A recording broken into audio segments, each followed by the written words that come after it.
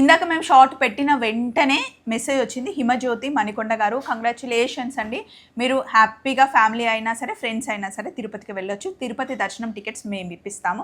ఇలాగే every month మేము దర్శనానికి సంబంధించిన షార్ట్ పెడతాం. ఇప్పటి నుండి కొంచెం ముందుగానే మేము అనౌన్స్ చేసి ఎవరైనా ఇంట్రెస్ట్ ఉంటే తిరుపతికి వెళ్ళాలి అనుకుంటే టికెట్స్ మేము బుక్ చేస్తాము. అకామిడేషన్ కూడా ఇద్దాం అనుకుంటున్నాం, కుదిరితే తప్పకుండా ఇస్తాం. కాకపోతే మా సైడ్ నుండి ఒక చిన్న రిక్వెస్ట్ ఏంటి అంటే మా సబ్స్క్రైబర్స్ని పంపించాలని మేము అనుకుంటున్నాం. ఇప్పుడు గుడ్ థింగ్ ఏంటి అంటే యూట్యూబ్లో మీరు మా సబ్స్క్రైబర్సా కాదా అన్నది చూపిస్తుంది. ఇంత కష్టపడేది మీరు సబ్స్క్రైబ్ చేసుకోవాలి, మమ్మల్ని సపోర్ట్ చేయాలని.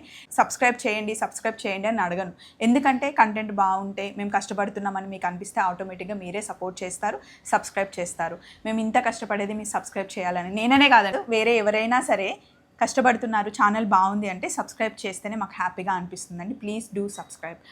సో హిమజ్యోతి గారు, ఈ మంత్ మీరు తిరుపతికి వెళ్ళబోతున్నారు. వెంటనే స్క్రీన్ మీద కనిపిస్తున్న మెయిల్ ఐడికి మీ డీటెయిల్స్ పంపిస్తే వీరబాబు కాల్ చేస్తాడు. Thank you, bye.